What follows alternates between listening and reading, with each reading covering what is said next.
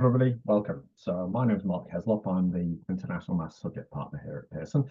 I'm a former teacher. I spent 15 years in the classroom. So I'm coming at this session today from my perspective of when I was working as a classroom teacher. And Jerry, if we could just make sure that everybody's cameras and microphones are off for me, that would be absolutely great. So I'm just going to reshare my screen for a second.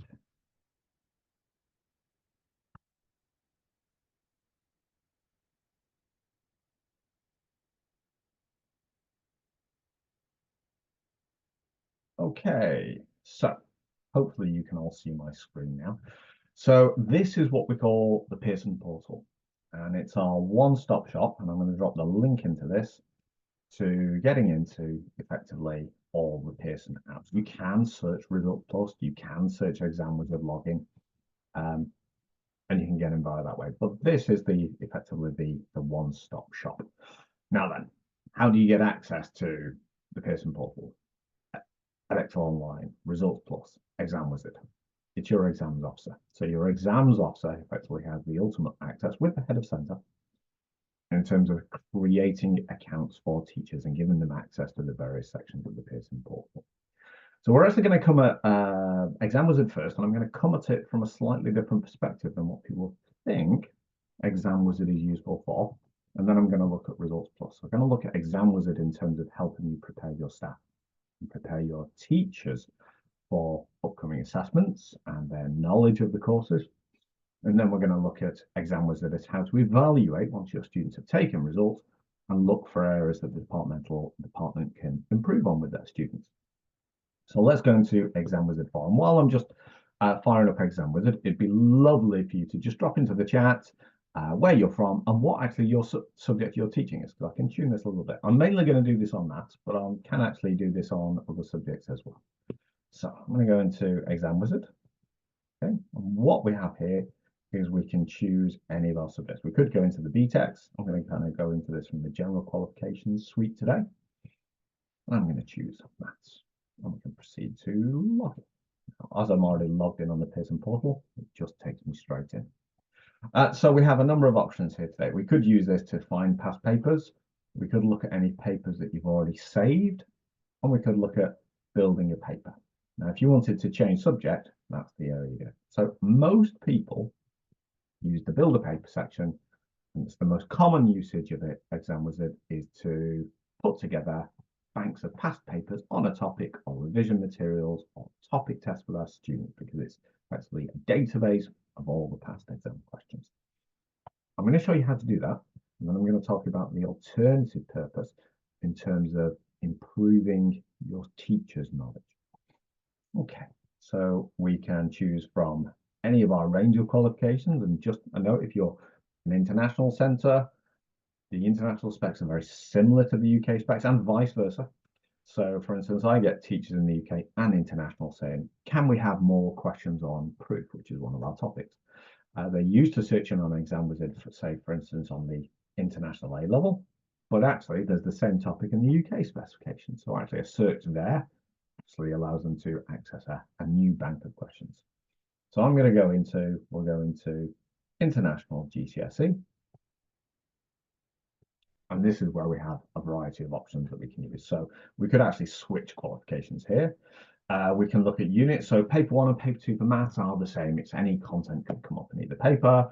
Depending on your subject, you can search for content that comes up in the first paper, the second paper.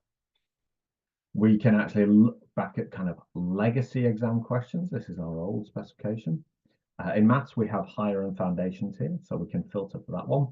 We could look at topics for our questions from a number of years, and we could be quite specific about it in terms of January, May, June, and November series. We could also search by assessment objectives, which is kind of it's the features there. It works better for us in terms of selecting questions for some subjects rather than others. But this is the main one I'm going to use. So here we could, for instance, let's have a look at some statistics questions, and we'll have it representing data. I'm going to choose histograms. Okay, and when we press search, we can fire up histograms. If you want to look up a selection of topics, you can actually edit your search And you could have, say, cumulative frequency diagrams in as well. So you can tick several from this box here. If you see me looking left here, it's because I've got this on a different screen so I can see your chat. Okay, we're going to do the search. You could do a keyword search. And here we go. So we've got histograms. Here's a question. I'm going to zoom out a little bit so you get a bit more of the question. There's got the histogram and skill that we want students to practice on the histogram. You've got the mark scheme. You've got the examiner's report, and you've got resources. Now, what I can do here is add this to a bank of questions I'm gathering together. It's also worthwhile just noting, we tell you how many marks it is. We tell you the specification paper code. So Forum A0 for HR, and it was in January 17, and this was question 16. So this is the previous specification. But for any new specification, if we've got questions from and topics from the legacy specification that are perfectly applicable to the latest version of the specification, we actually remap them across so you can use them as exam prep. So I'm actually just going to clear any topic questions I've got here. So I've got zero questions, and I'm going to add that one there. So one question, 3 minutes. Let's have a look at this one. Say cumulative frequency diagram. Add. Again, we've got the mark scheme, the examiner's report. Just for maths, for instance, in the resources, we just have the standard formula sheet. So it could be for your subject that there's source material that they need to refer to during that question, and that's where that would be grouped. So I'm going to choose another question. We could save this. So we don't have to. We could just print it straight out from there. So we'll go histograms. And we'll save that paper. I am going to continue editing because I want to show you that we can actually view the paper in a second. We could remove all, and we could export it. We can export it to a PDF file, or we can export it to a Word file. So you might want to export it to a Word file. So maybe you're doing some revision and there's actually another topic built into a question. You could remove it from the Word version. So let's have a look what happens when we view and edit. Okay. So here's the questions we've selected, and I, as a teacher, might think, actually, I'm going to put those in a different order. Maybe I've selected some histograms and some cumulative frequency, and I want to separate them out. What you can actually do is grab hold of them and rearrange the order of the questions. So it's very easy. Now I'm going to go and see what the export menu looks like. So what we can do is we can have the questions. Obviously, we could print it off with the mark scheme, and when it prints off with the mark scheme, the questions are gathered together first, and then the mark scheme separate, which makes sense to you as a teacher if you're using this for revision material or a topic test. I'm not going to include the examiner's report, but we could include the paper code as a reference. I'm not going to do that here, but let's export it to a PDF because it'll nicely open up in this window. So let's have a look at it. Let's have a look at the questions. So we've got the question here. And further down, beyond those, we've actually got the mark scheme. So that's kind of the basics of ExamWizard.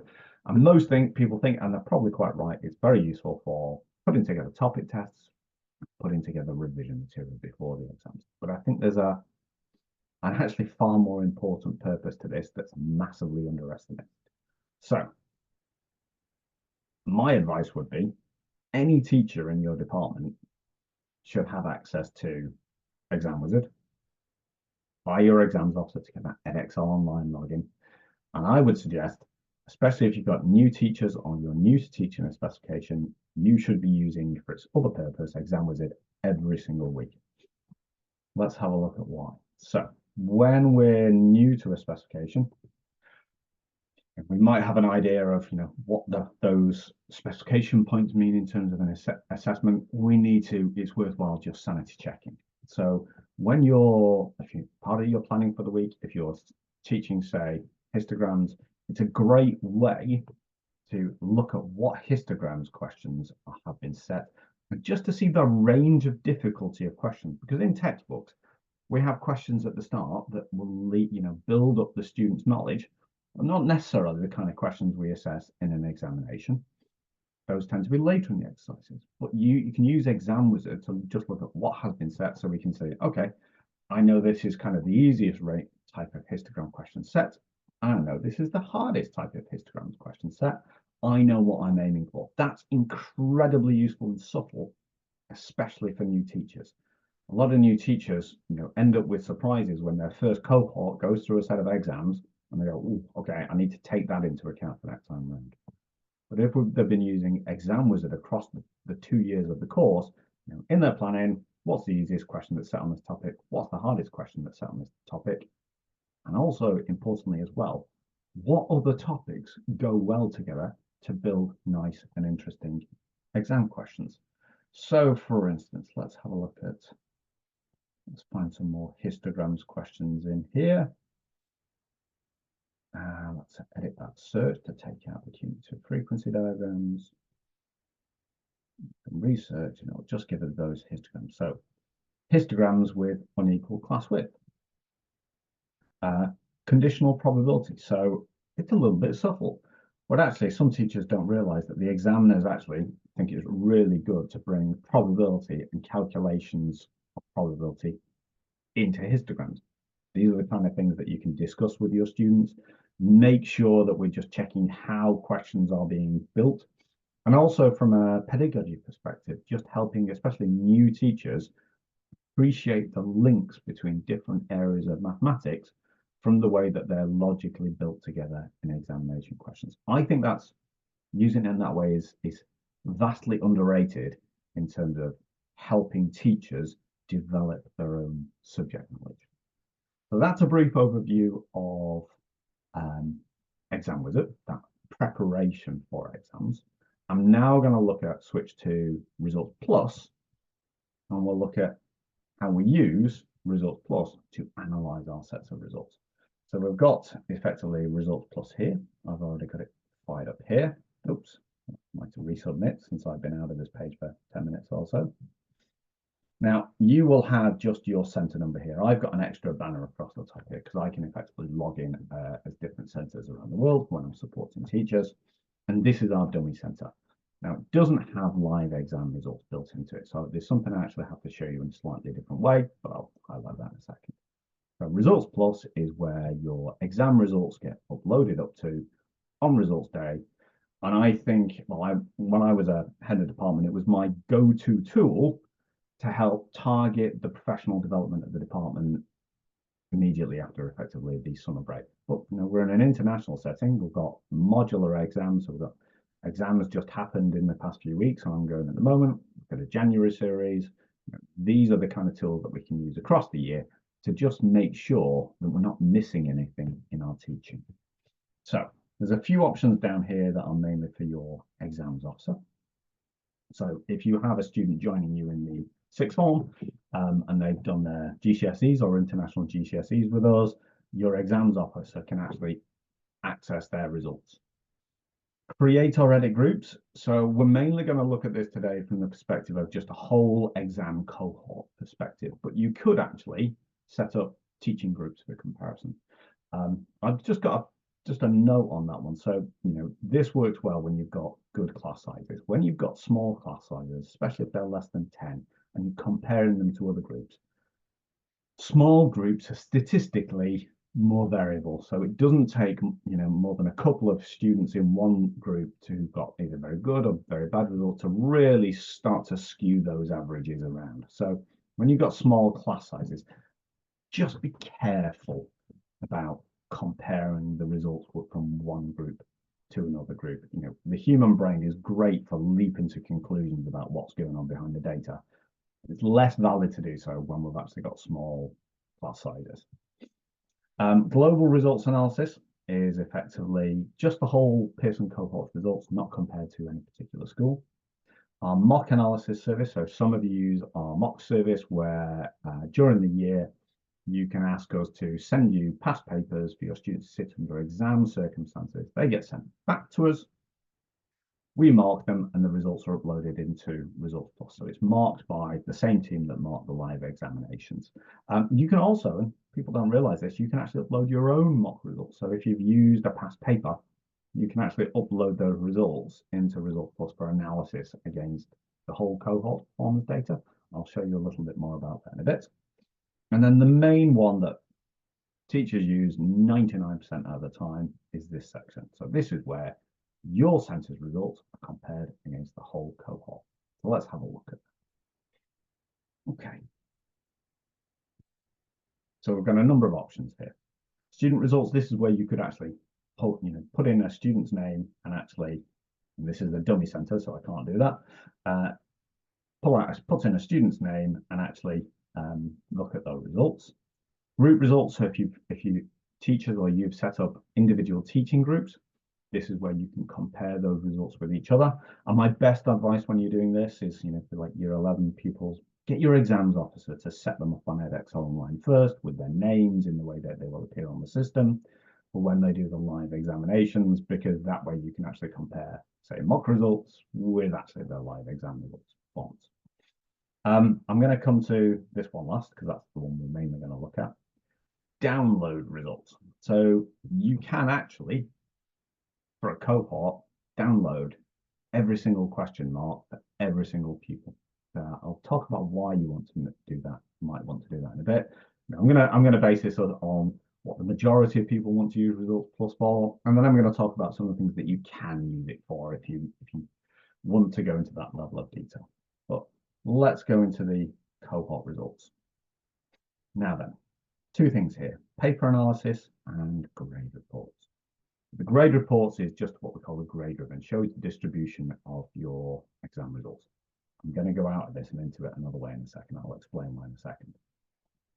When you're in there with your own center's live exam results, you can go into the paper analysis, which gives you the detail question by question.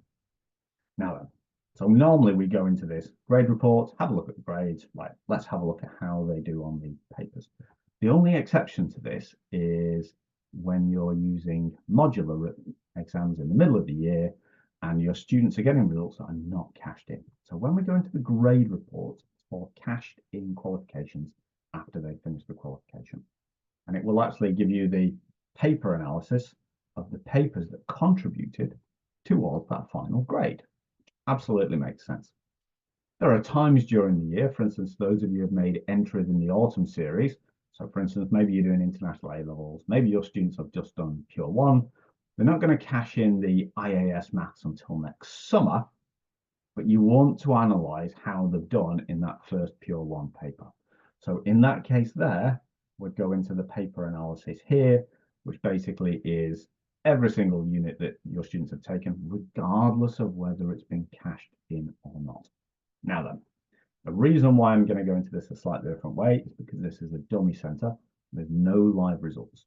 So what I'm going to do, I'm going to go back to the start and I'm going to go into the global results analysis, because I can show you what that grade report and paper analysis will look like for you, but obviously there's no centers results in here. So I'm going to go into GCSE. I'm going to select June 2024. Let's whirl around for a minute. It gives me a chance to have a sip of my cup of tea. And if you do have any questions, please do just fire them into the chat. This is actually where you can view individual countries. Now, my caveat on this is analysis is only available where there's a large enough sample of centers. So if you've got 2 centers in a country, results should be private. You could, if we publish the results of aggregated together of 2 centers, you could subtract your results and work out how the other center was doing. That's a GDPR issue, and we're not allowed to do that. So you'll only see analysis available where there's a reasonable sample size of centers. So I'm going to go into all Edexcel, and I'm going to go into that grade analysis. These are those 2 options that we saw previously. So I'm going to go into the grade analysis. If you're ahead of center, for instance, you could actually select multiple qualifications. So I'm actually going to select a couple here. Let's have a look at maths, and we'll have a look at 4PH physics. So let's do maths and physics together. So you could, as a head of center, you could actually have a quick overview of the unit results of all your subjects. Or if you're a subject teacher, you just do your own. So here we go. Now then, this is what you would see on the results analysis for your center. You would have the Edexcel ribbon here, which shows you the distribution of the grades. We can hover over it. 20% scored, grade 9, 18% grade 8. And in this section here at the top, you would have your own center's results. Because, as I say, this is a dummy site with no live center's results in, it effectively just repeats for me here the Edexcel results. But in your case, when you log in and go to that top option on ResultsPlus, that's where you're going to go and see your own grade percentages compared to the Edexcel cohort. Got to sum the grade 7 to 9 and the grade 4 to 9. And there's the physics, so we could actually compare how students do between physics and maths. And we've got comparisons. Now, there's actually a few more options when you go into this from your own results. So what we can do here is we can compare this year's results to, say, how our centers did previously. You also have options in terms of breaking this apart by boys and girls. So let's compare this to sessions. Okay, compare June 24, June 23, and June 2022. I'll sip my cup of tea. It's fired up. So here's the June 2024 results, and this would be your June 24 results compared to your June 23 results, compared to your June 22 results, and there's the ones for the equivalent ones for physics. Just a note on here, what you will actually see is on the whole cohort results, slightly fewer grade 9s in 23 and 24 for the whole cohort compared to 2022. And there's a reason for that. So 2022 was the end of the COVID situation from an examination perspective. And that was the last year we did a slightly more generous grade distribution. So just be careful if you are comparing your 23 and 24 results to 22. Don't be worried about a slight drop off. That's natural. The UK government instructed us to be more generous in 2022. What I would say is I've seen centres that beat their 2022 results or match them, and that's really impressive. That's something to be celebrated, because if you match your 2022 results under effectively a tighter grade distribution, it's actually a sign you're doing really well. So that's how we can actually compare different years. Like I say, on the live site for your results, you could compare the gender split, for instance. What I'm going to do is go into here by that paper analysis and have a look at the results of the actual questions themselves. So let's go for the paper analysis. If this was if you were doing unit results in October or January and not cashing them in, you'd actually go in directly via the paper analysis section. This is the paper analysis of the units that contributed towards these cashed in results. So I've seen, for instance, for an IL center, they might have 2 pure ones in there. So if some of their students took the pure one in the January, so this is, let's say, this in the summer results, for cashed in, some students did it in the January and retook it in the summer. You can actually see the breakdown of either the January results or the June results for, say, a pure one module, and actually compare how students are actually doing when they retake it. So what we've got here is a fair amount of information. We've got the question. As this is the global results analysis, effectively these are the Pearson scores, and this is where your student scores would be. The Edexcel scores are listed over here, so that's the reason they're exactly the same. It's just repeated twice. But as I say, when you go into this from your center, you'll actually see your student scores here. How many marks out of how many were in total on the question. So these are all out of 1. You can see further down here, for instance, out of 2, out of 4. Now, if we hover over here, because this is question by question, we get the skill tested. The variance in here is the difference between the Edexcel scores and your scores as a percentage. So if you were 2% higher, it would say +2 in green there. Obviously, it's not being compared to a live centered result, so there's no variance.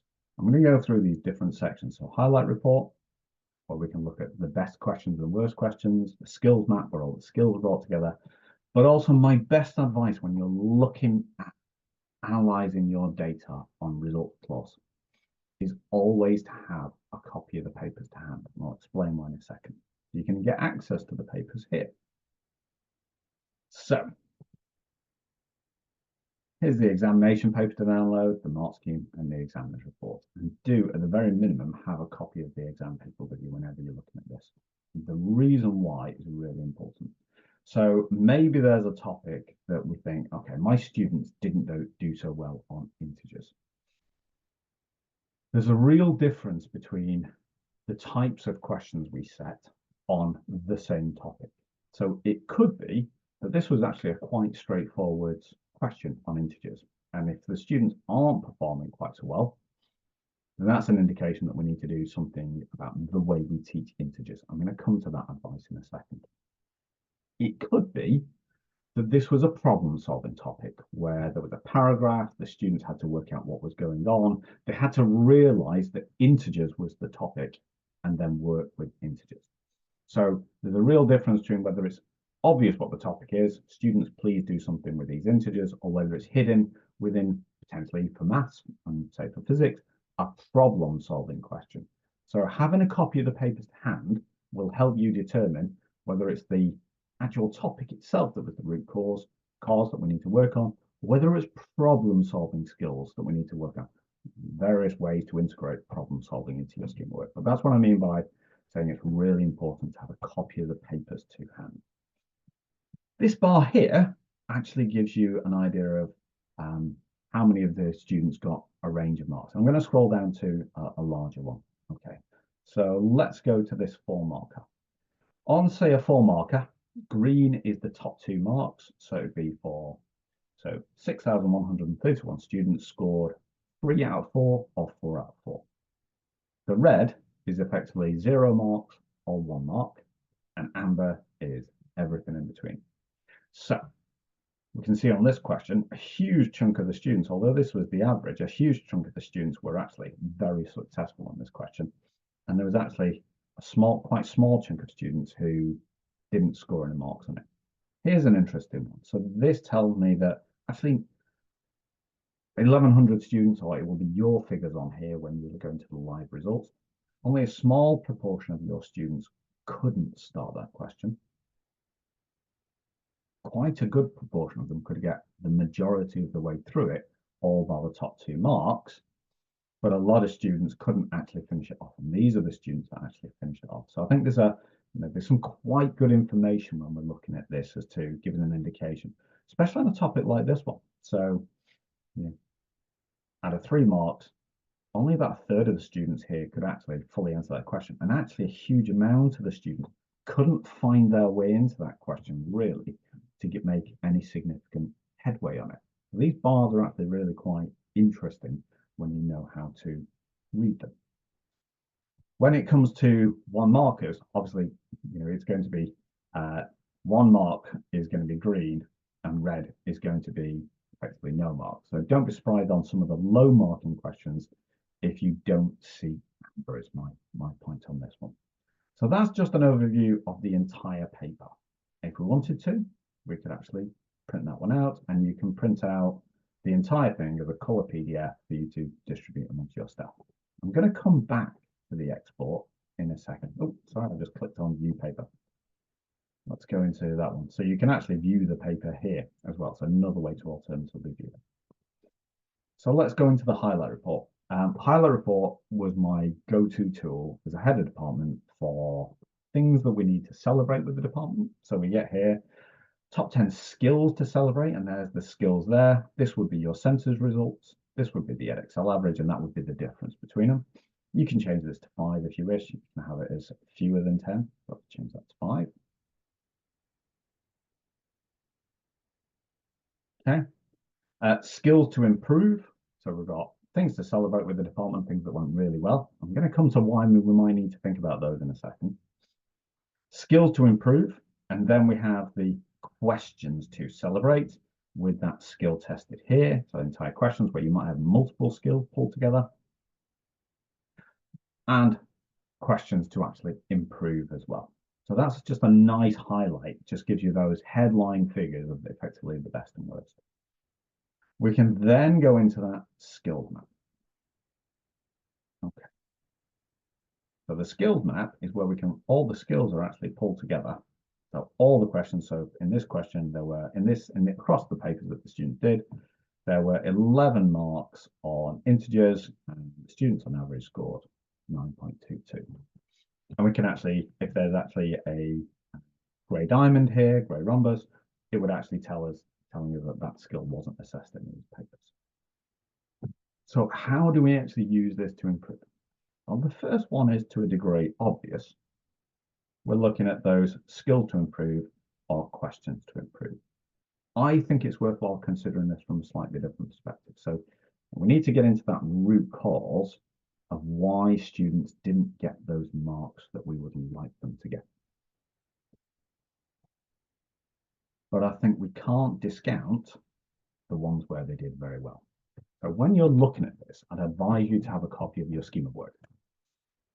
I'd like you to ask yourselves the questions.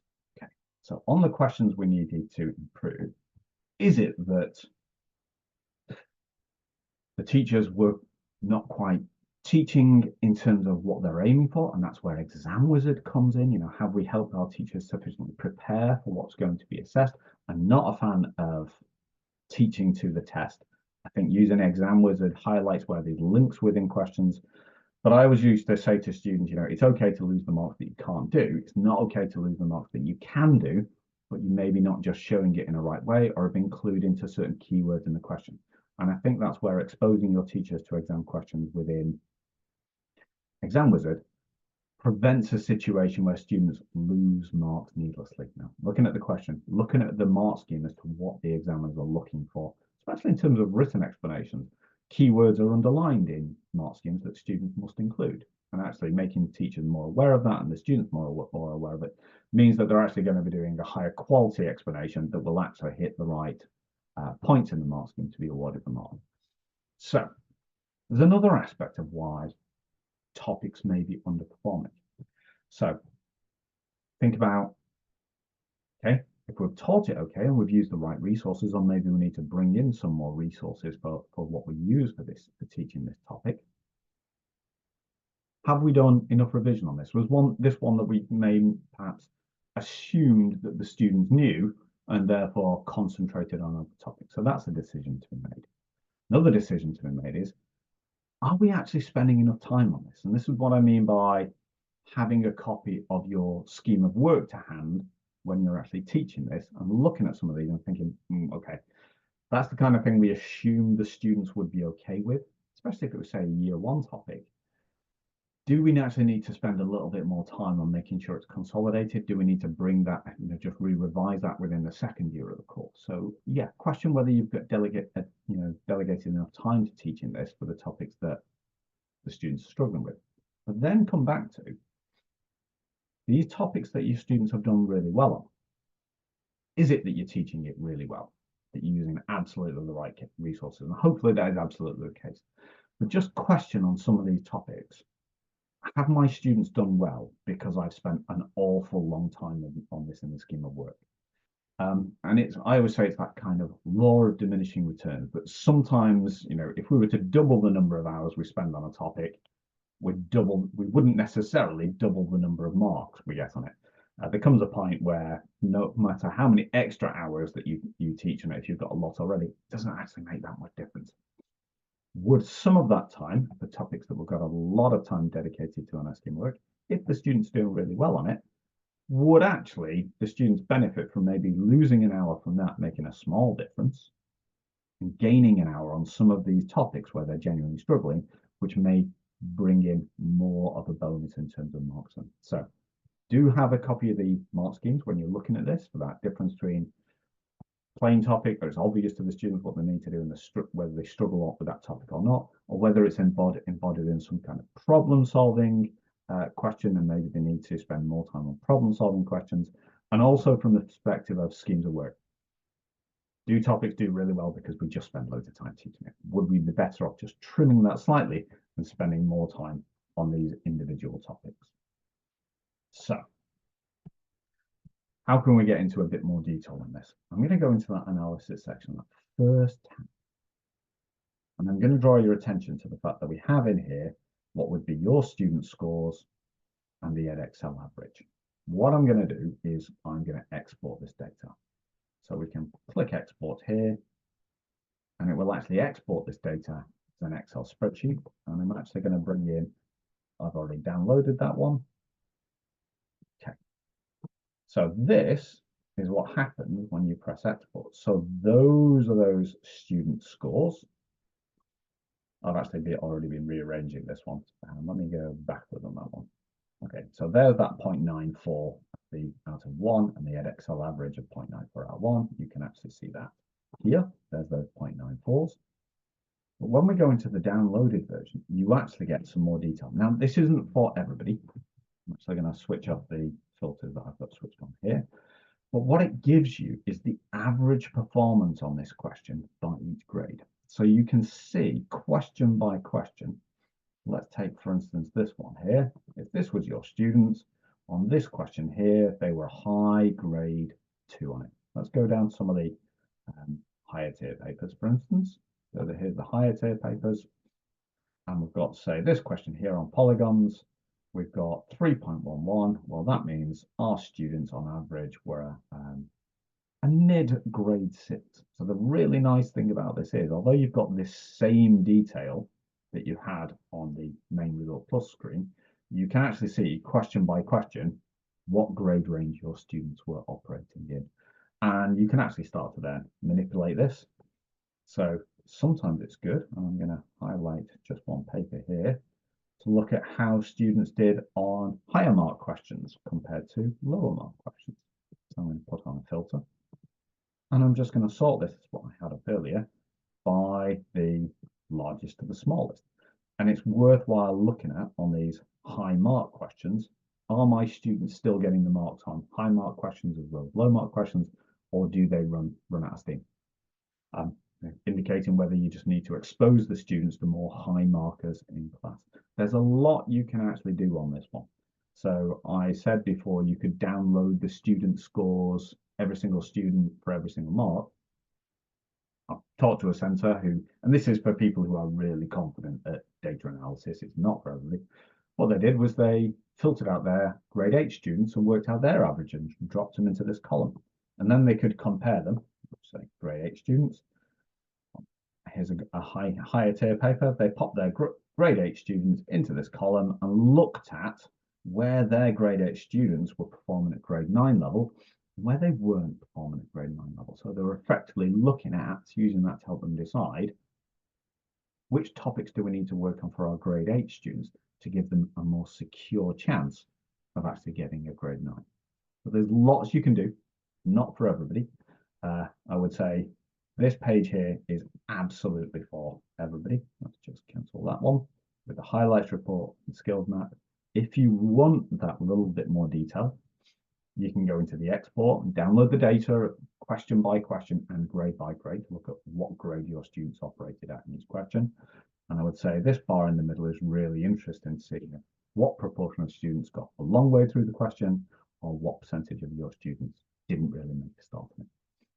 So that's the main analysis section. I'm going to show you a couple of extra features on here before we then we'll have time for questions at the end. So let's go into the main section again.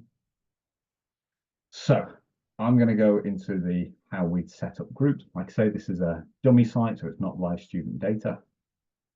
What you can effectively do in here is create a new group. You can see these are the Pearson staff. So we can see that someone in MFL likes a bit of a Harry Potter theme. You can see my tests here with my initials. So I can create a new group. I can select a qualification. So we'll go GCSE. I'm going to upload some results on, say, June 24. I'm going to call it a mock. I'm going to do Forum A1. And then I could actually search for some student names and pull them into a group. Like I say, this is much easier done once your exams officer has set the students up on the system so that while they're saying year 10, year 11, you can actually look at the mock results by group itself. So that's how you set up the actual mocks. To analyze that mock data, you can go into the mock analysis service. Oh, actually, I'll go back for a second. So when your students are actually set up, when you're looking at the live exam data, you can go into group results, analyze them that way. You can actually upload mock results in. So you could do that by group, or you could just do it for the entire cohort. So in the mock analysis service, this is where you can actually If your students have done a past paper, you can actually load them for the same kind of analysis performance against how students did in live exams. It's quite powerful. So we can create new students accounts, and that's where your exams officer would do that. It's my best advice on that one. You can view the results for analysis, but we can go into here, the template of how we actually upload student marks. So let's go into GCSE. I'm going to go into, we're going to use a past paper. I'm going to select say the June 23 if we're using that paper. Let's go into maths. Let's say they've done paper 1H non-calculator. So you can have a look at the mark scheme in the exam paper. You can enter the student results in one by one. I would not recommend this. It takes a very long time. You could enter a group of students, or we can do what we call a bulk import. So this is where we can download a template for that paper. And effectively, you put your students' details into. Fire up for me. I think I've had it already open. So this is where you put your students' details in, how many marks they got on each question. And then you drag and drop that file into here to effectively upload the results. If they're created into groups already, it will automatically analyze the students in terms of the groups, or you can do it in terms of a whole cohort. Let's go for that. Like I say, this is the main one that you're going to be going into on a post result to analyze their data. So just summarize, my absolute top tip is for every single one of your teachers in your department to be having an edX online account so they can access ExamWizard. And if there's just one thing that you take away from this session, that is probably the most important thing that you can do to help influence your upcoming results. So that's kind of the pre-results. Post-results, we've got this ResultsPlus here, where we can actually analyze the department results compared to the whole cohort. And like I say, extra whistles and bells that may not be for everybody. You can actually create groups and actually analyze the data by group. But with that, just a note of caution. If you've got small groups, certainly 10 or fewer, just be careful. They are naturally more variable. I wouldn't want someone to go, okay, why is this teacher's result so good compared to this teacher's? They may just have one or two stronger students in there that are really skewing those results when you actually compare them.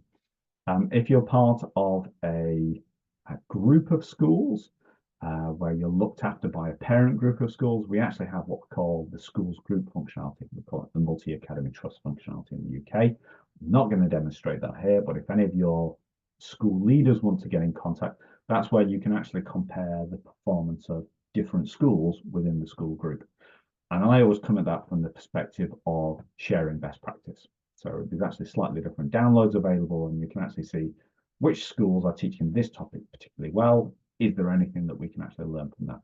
But if you want to actually know a bit more about that one, if you're part of a schools group, please do contact your regional development manager, and we can actually set up a demonstration with your heads of centres. That's it from me. We're actually slightly early. I wanted to leave a little bit of time on the end of here in case people had any questions, or if there's anything that you wanted me to demonstrate again. I will hang around for the next 5 or 10 minutes, but yeah, I hope that's been useful. Please get your centres on ExamWizard. Most important thing you can do from this session. And yeah, there'll be a recording of this session on YouTube. I'm actually going to stop my sharing now. I'm actually going to drop into the chat our YouTube channel for you. So here is our YouTube channel which you can access, for instance, the Exam Insight sessions.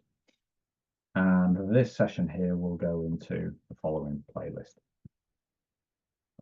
Please do, if you've not seen any of our Exam Insight sessions this year, where we do the feedback of the summer results of those key points of how to help students improve, do go on and watch those videos on YouTube.